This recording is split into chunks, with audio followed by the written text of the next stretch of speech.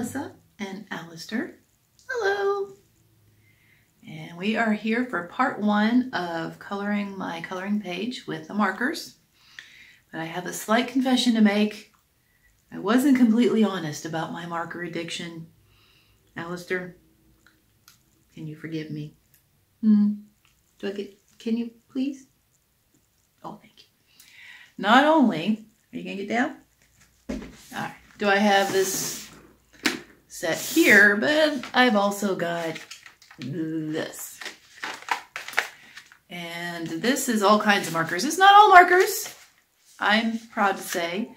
These are fine liners. These are Posca paint pens. These are alcohol markers. This set I stole from my youngest son. Metallic markers. These are Faber-Castell and watercolor markers. Fine liners, gel pens, a little bit of everything. If you're looking for a good thing to organize all your markers in, I got this at the Dollar Tree while everything was still $1. I think everything's $1.25 now, but you really can't beat this. You can get a lot in it. It's got little compartments to separate your different things. Big one on this side. So that should be all my markers. I'm not saying forever, but you know, I've got plenty of markers. A lot of them they keep sending in these boxes. So and I did swatch all of my alcohol markers.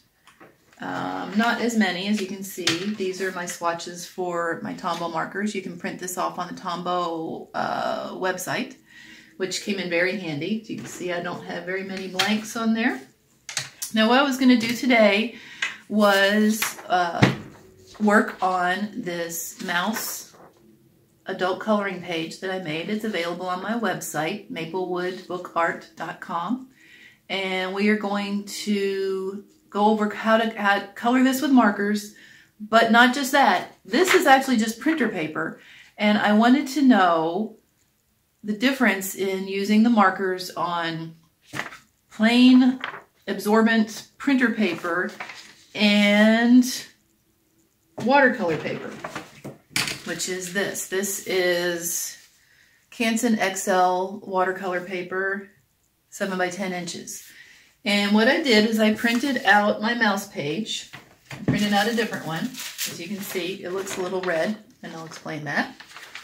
I found a blank page in my watercolor thing here. I'm not sure you can see, but you can see real lightly that I've got that on there. And what I did, I'll put this up here so you can see, is I taped my coloring page to it with some washi tape, which is still on there. I got a piece of carbon paper. Make sure you put the shiny side down. Made that mistake many times. And then I used a red pen so that I could see where I'd already written, and I just traced it out. Last night watched a good episode of Kojak and traced it onto this watercolor paper so that now I have a printer paper one and I have a watercolor one. And so you'll see the watercolor paper with the carbon paper copy, it almost looks like pencil drawing. So if you want something that isn't going to show dark lines like a coloring page, this is probably the way to go. So without further ado, let's get started and see what the difference is between watercolor paper and printer paper with markers. Now the markers I'm using today are the Tombows, and they are water-based markers, not alcohol-based markers. Alcohol-based markers tend to bleed quite a bit, so I really do like the watercolor markers or water-based markers. It's basically like having watercolors in marker form. They're really, really cool. So let's find out what happens. Before we get started, here is somewhere my original marker drawing. And I outlined it with micron pens and colored it with the Tombow markers that I've got right here. And so I'm going to kind of use this as a base to see what my colors are. And today we're going to just concentrate on doing the mouse. And This marker paper, I'm not sure what brand it was. If it was Strathmore, I'm not sure. I took it, it was big paper, and I folded it in half to make the smaller sketchbook.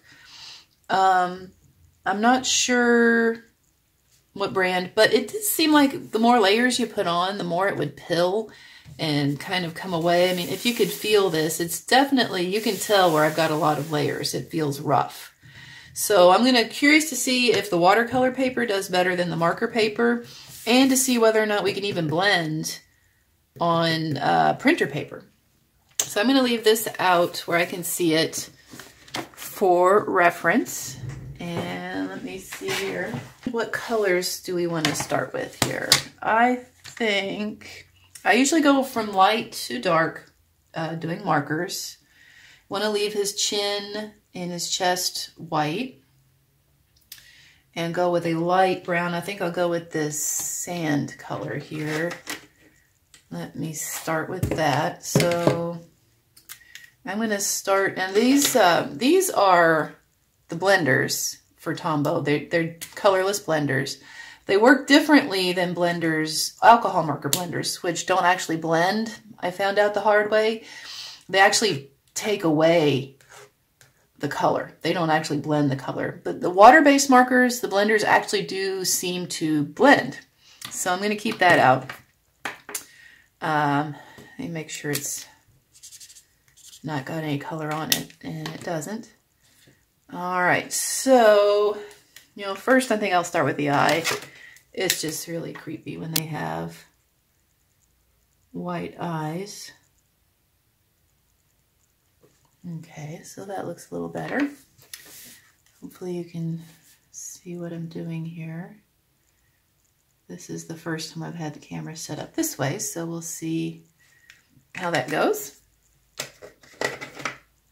All right, so now with the light sand. This color is called Sand. It's Tombow number 992.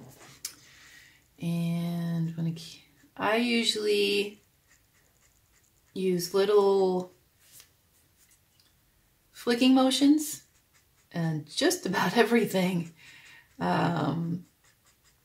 See, I want to keep his chin somewhat white. Just kind of go around his eye. I don't want to go over the black because it might smudge. It's not been on there very long. And I don't want his ear inside to be brown, but I do want these little ear hairs here.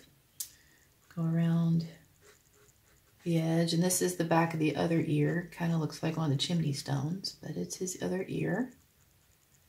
Okay. Then for our next brown, I think we'll do the saddle brown, which is 977. Where is that one? Right here. So I kind of want to do just kind of like, what's the opposite of highlights? All right, let's see if this blends. Yeah, I don't know if you can, how well you can see, but see, it's kind of taken away that hard edge, like when you add water with a watercolor. Okay, I'm going to use the corner of that to clean my markers. All right, and let's see, where else do I want some dark? Usually around the eyes, going underneath his chin, maybe going into the ears just a tad. Definitely this back ear be darker, almost all of it. I'm trying to look and see what I did before because I was so happy with how that picture turned out. Okay, so I'm going to try to blend these out a little bit. Just soften them up a little bit. I really don't think we're going to be able to do that on the printer paper. So let's see. We'll do that next.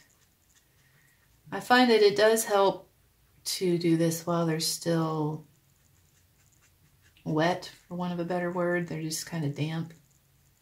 See that black of his eyes coming off there a little bit.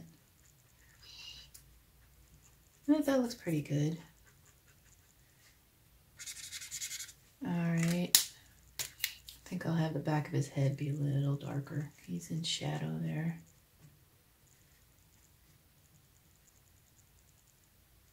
Okay, so let's try the printer paper and see how we do. Start with our light color. You know, right away it almost feels like a different color. Okay, keep his chin white.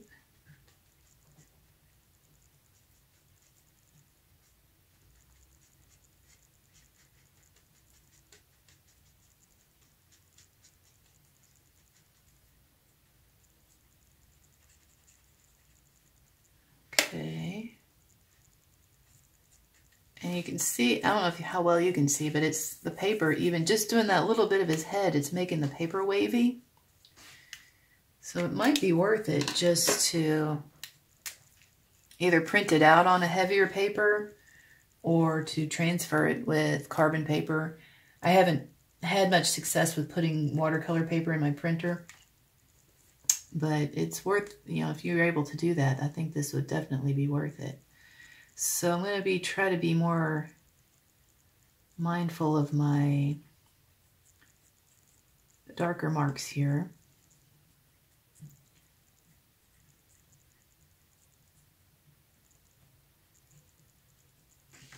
I kind of forgot to put around his ear.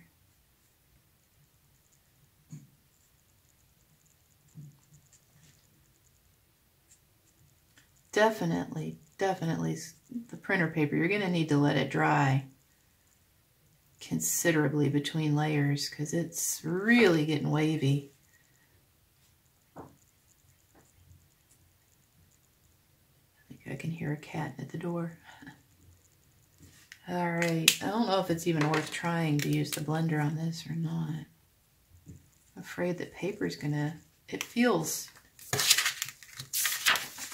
it's not really coming through, but it does feel damp on the other side. I think you would have to definitely be careful. Yeah, it's, the blender really is doing absolutely nothing. So, I mean, it is doable. But is it just me that looks like that's a different color? The lighter color looks close, but this darker saddle brown is definitely, it's coming off, it seems darker on this paper.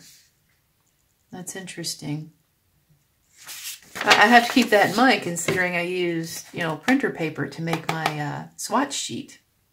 It might be worth it to go back and make a new swatch sheet on watercolor paper. Wow, okay. So I think I'm going to just do the inside of his ear really quickly, and then I'm going to go ahead and do the rest of his body. And I'll jump ahead so that you don't have to watch the whole thing. Use my lightest brown for that. This is Light Sand, number 990. I'm going to use for inside his ear. I really don't want to make it pink, although I do have more colors now than I did when I first did this picture. See, I do want to put a little bit of darker brown around the edge of his ear.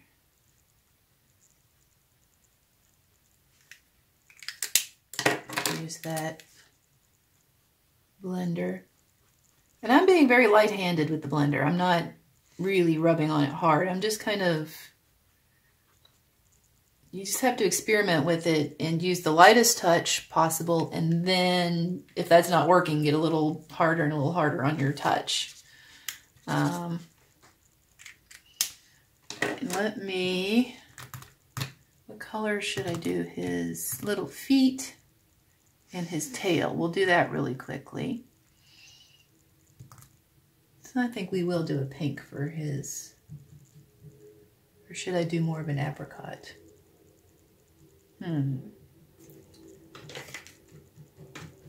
Here is a light apricot, number 850. That's cute.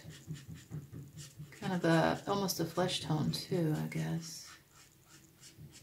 I don't usually draw people more of an animal person. A little on his nose. And I would probably darken that up with a gray because most of it is in the shadow. Probably start with a light gray. You know what? I think that's Alistair outside the door. Cat's in here. This is N89 Warm Gray 1. His whole tail is pretty much in shadow. So if you go over it with the gray, the pink or apricot still shows through a little bit. So it's not like you're going completely gray. It's another way that it's more like a watercolor marker because it isn't completely opaque. It's got some transparency to it. And I'm probably going to go ahead. I don't really like sharp edges, so I'm going to soften that just a tad. Kind of put his little fingers in shadow there. Okay, maybe this is the gray. Inside of his ear needs a little shading. I love shading. It's just makes such a difference. Okay. Now I'm noticing a difference in this really because on this one everything is outlined. I'm curious to see how what this will look like with it not being dark lines and see if that makes a big difference.